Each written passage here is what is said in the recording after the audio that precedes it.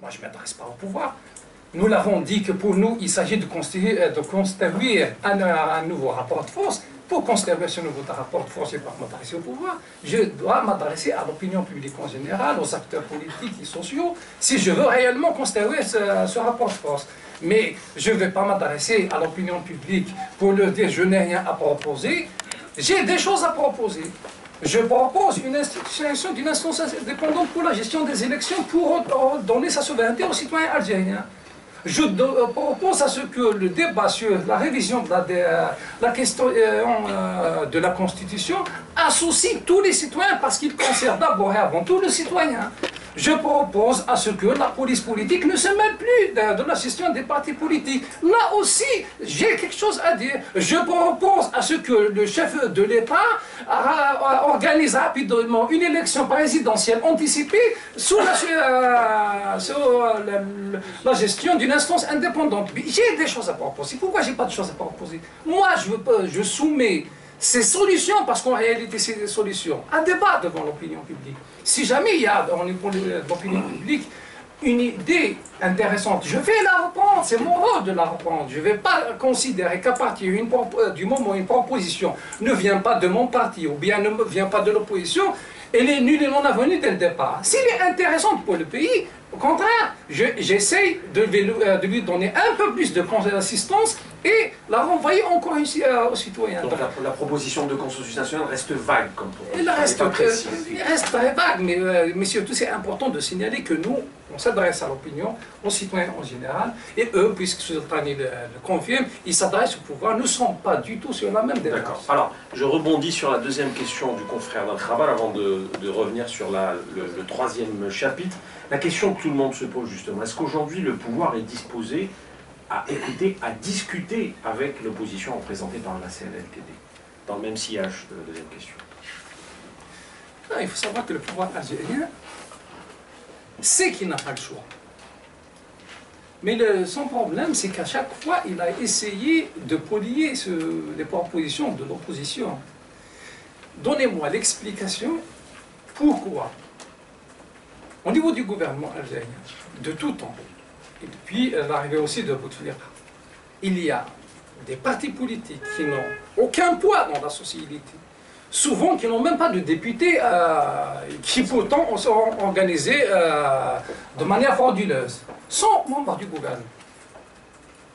Donc tout pays qui se respecte, quand il y a une majorité, c'est cette majorité qui doit gérer le gouvernement.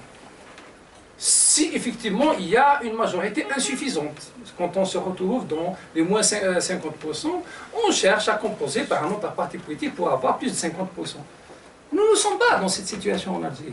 Je me souviens, il y a eu un ministre qui a eu 0 député, 0 élus locaux, et qui se retrouve ministre. C'est ça la réalité algérienne. Mais pourquoi le pouvoir algérien fait appel à des partis politiques tels que ces partis justement qui n'ont aucune consistance, qui sont sous-représentés?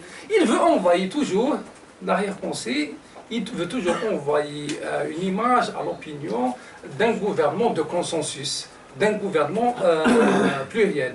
Nous n'avons pas besoin de gouvernement pluriel si vous croyez qu'il y a une majorité au niveau de l'Assemblée nationale. Deuxième problème que pose d'ailleurs cette manière de gérer la situation.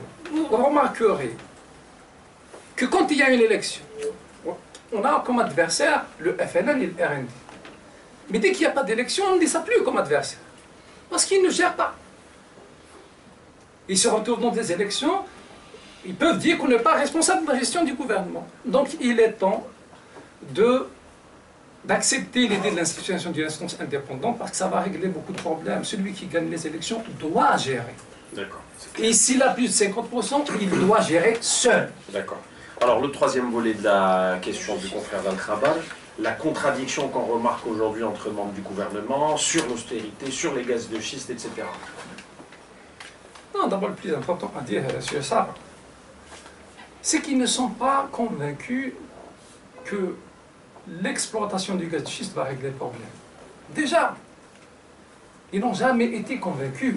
Ils ont raison de ne pas être convaincus parce qu'en réalité, on essaie de lire un certain nombre d'informations qui sont rapportées ou bien dites par des experts économiques. L'exploitation du gaz de schiste aux USA et au Canada coûte à peu près 60 $. Quand on sait que le prix du baril est actuellement à moins de 50 $, et quand on sait aussi que rapidement, il va descendre peut-être même à moins de 37 $, le prix de référence payé en considération dans l'élaboration des lois de finances. Pourquoi exploiter ce gaz de schiste? Quand ils disent non, non, on ne va pas l'exploiter, on va juste explorer. Il ne peut pas y avoir d'exploration sur l'exploitation. Ce n'est pas vrai. Parce que l'exploration a un pays. Et ce pays, il faudra le récupérer. Donc si on explore, on est obligé d'exploiter.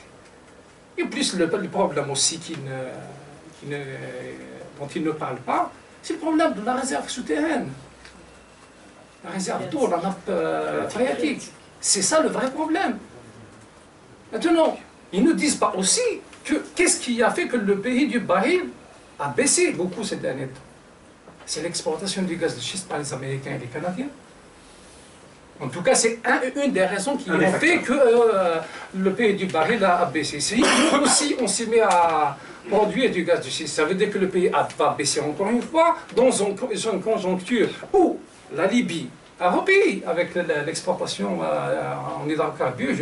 Je pense qu'ils sont à peu près à 800 000 barils jour. Ils vont atteindre, paraît-il, ils peuvent aller jusqu'à 2,5 millions de barils jour. C'est pareil pour l'Irak qui a repayé, qui est à peu près à plus de millions, qui peuvent, eux, atteindre autour de 30 millions de barils jour en exportation.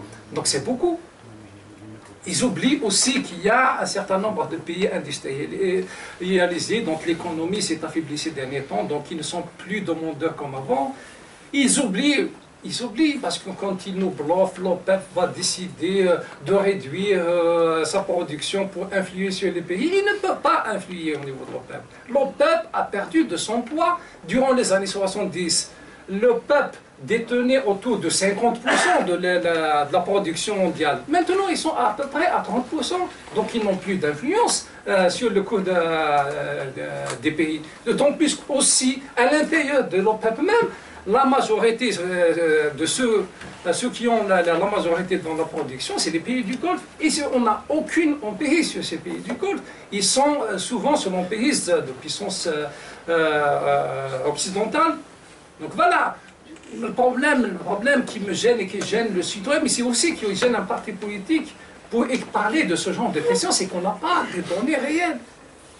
Si on sait qu'en Arabie Saoudite, le coût de revient en tout cas d'un baril de pétrole, il est autour de 20 à 25 $. Mais en Algérie, on ne connaît pas. On ne connaît pas le chiffre réel des volumes de production algériens. On ne connaît pas le volume exact qu'on exporte. Donc on n'a pas ces informations, on ne peut pas avoir l'analyse qu'il faut de la situation. Mais je pense que le vrai problème du pouvoir en général, que ce soit sur les gaz de schiste, que ce soit sur l'austérité aussi.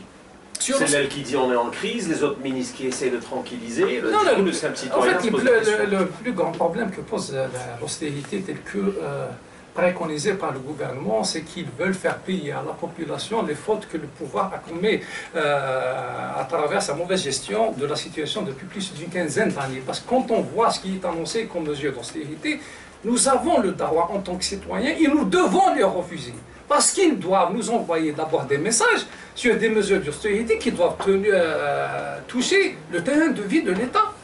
D'abord, il faudra réfléchir peut-être à réduire le nombre de représentations diplomatiques de l'Algérie à l'étranger, notamment dans les pays où il n'y a aucun intérêt pour l'Algérie à défendre. Il faudra peut-être penser dès maintenant à supprimer carrément les daïras, au minimum réduire le nombre. Il faudra penser rapidement à réduire le nombre de ministères. Nous sommes à 36 ministères. Je vous dis, nous sommes sur le siège d'un journal qui peut me dire qu'il connaît l'ensemble des ministres algériens. On ne les connaît pas. Pourquoi on ne les connaît pas? Parce qu'ils sont inactifs, ils ne peuvent pas être visibles, ils ne proposent rien, ils ne réalisent rien sur le terrain. Donc ils sont inutiles pour la majorité. Pensons déjà à réduire le nombre de ministères. Et vous allez voir qu'il y aura beaucoup d'argent qui va être mis de côté. Les subventions aux partis politiques, vous savez combien ça coûte les subventions aux partis politiques? Pour un mandat, ils sont autour de 1080 millions de centimes pour un mandat, parce qu'il y a à peu près autour de 444 députés affiliés à des partis politiques, parce que je ne mets pas dans ce calcul les députés indépendants, je ne sais pas est-ce qu'ils sont subventionnés en tant que parlementaires. Il y a 98 sénateurs affiliés à des partis politiques. Pour chaque parlementaire, l'État octroie 400 000 dinars par an et par député. Faites le calcul, c'est autour de 1000 minimum, 1080 milliards de centimes en 5 ans. Donc il y a de l'argent à récupérer au niveau des importations. On sait tous qu'il y a 35 000, à peu près 35 000 importateurs, en tout cas, répertoriés au niveau du registre du commerce. Et on sait que parmi ces 35 000, ça c'est des informations qu'on lit dans la presse, il y a à peu près 15 000 qui sont dans la liste nationale des fraudeurs. Et on sait aussi que la fraude, cette fraude est estimée à peu près à 10 milliards d'euros. C'est des sommes faramineuses. Et vous allez me demander, le citoyen, il va payer au niveau de l'hôpital. Mais c'est important pour l'hôpital, parce qu'ils essaient de nous faire croire, de nous prouver que les soins en Algérie, c'est gratuit. Mais ce n'est pas vrai. Parce que quand on va à l'hôpital, les radios, on les fait ailleurs. Le transport, vous savez qu'il y a beaucoup de wilayas qui n'ont pas d'hôpitaux chez eux, qui se déplacent vers Alger pour se soigner. Combien de revient? Les soins en Algérie coûtent très cher. Et en plus, dans ce genre de conjoncture, puisque nous allons vers des périodes difficiles, il faut penser en priorité à ces couches défavorisées. Ce n'est pas ces gens-là qu'il faudra toucher par l'austérité. Pensez à réduire les salaires des responsables. Le train de vie de l'État aussi. Le train de l'État en général, je disais, donc les ambassades, les daïras, le nombre de communes, le nombre d'élus. On est en plein conséquence des nouvelles lois adoptées en 2011, notamment le code communal et le code du wilaya, qui ont augmenté le nombre d'élus et qui maintenant tous, pratiquement touchent un salaire. Il est temps de réfléchir justement à comment réduire le nombre d'élus, le nombre d'APC. C'est quoi le rôle d'une daïra? Qu'est-ce qu'il apporte en plus? Bien sûr, vous me direz qu'il y aura un autre problème qui risque d'être posé parce que si on réduit, on va créer de nouveaux chômeurs. Oui, il y a un risque. Mais moi je dis, il faut dès maintenant réfléchir à une politique de reconversion de tous ces travailleurs dans les secteurs improductifs. Parce que finalement c'est cela. Vers les reconvertir dans des secteurs productifs. Il faut penser dès maintenant à stopper les recrutements au niveau de la police. Pourquoi on continue à recruter dans la police? Pour réprimer les manifestants. S'il y a un manifestant, c'est parce qu'il y a problème économique, c'est parce qu'il y a problème social. Donc il faut apporter des solutions économiques et sociales aux problèmes des Algériens. Il ne va pas y avoir de manifestants. Donc stopper le recrutement au niveau de la police et dès maintenant commencer à réfléchir sur la manière de réduire parce qu'il y a un suivi victime au niveau de ces corps. Donc pour l'austérité, vous êtes clair, vous dites que c'est à l'État de donner l'exemple, c'est à lui de commencer à serrer ceinture avant de s'attaquer finalement à la population. Oui. Très bien. D'autres questions? Oui. Comment vous expliquez le fait... Vous pouvez vous présenter s'il vous plaît. Ah, excusez-moi, comment vous expliquez le fait que M. Bouteflika consulte Gaïd Salah et le général Toufir pour la révision constitutionnelle? Est-ce que c'est normal? Non, d'abord, M. Bouteflika, depuis maintenant, il est gravement malade.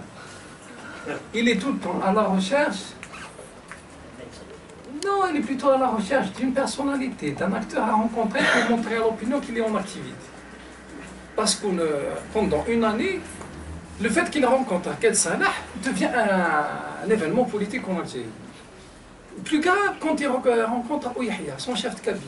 Il doit rencontrer son chef de cabinet quand il est jeune.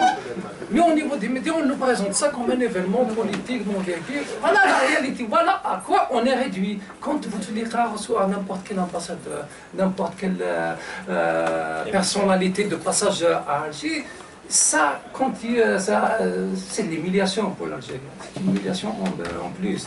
Et Bouteflika est convaincu, il le sait et il l'a exprimé à travers son dernier message à la nation qui était publié dans la chute du communiqué du Conseil des ministres. C'est grave, si on peut appeler ça un message à la nation. Qu'est-ce qu'il dit dans ce message? En gros, il dit que les consultations autour de la révision de la Constitution organisée, notamment en mois de mai, mois de juin, conduites par Ouyahia, c'est un échec. Donc il dit, je relance l'appel à l'opposition pour venir discuter. Donc il avoue qu'il y a échec. Deuxième chose, il avoue que la Constitution, sans l'implication de l'opposition, n'aura aucune crédibilité. Donc ce n'est pas en discutant avec le Tawfiq et Gaël Salah autour de la révision de la Constitution qui va régler le problème. Ce n'est pas interdit de prendre leur avis à partir du moment où ils sont dans son administration, si on peut appeler ça son administration. Mais le vrai problème, c'est l'opposition algérienne, les acteurs sociaux algériens, le citoyen algérien qui doit être associé dans cette révision de la Constitution. Il doit être associé d'abord en lui faisant participer au débat. Deuxièmement, il doit voter cette loi. Donc il doit y avoir un référendum autour de cette Constitution, sinon on va retomber dans le même problème. Alors, puisqu'on parle d'amendement de la Constitution, est-ce que vous pouvez aujourd'hui avancer un échéancier éventuel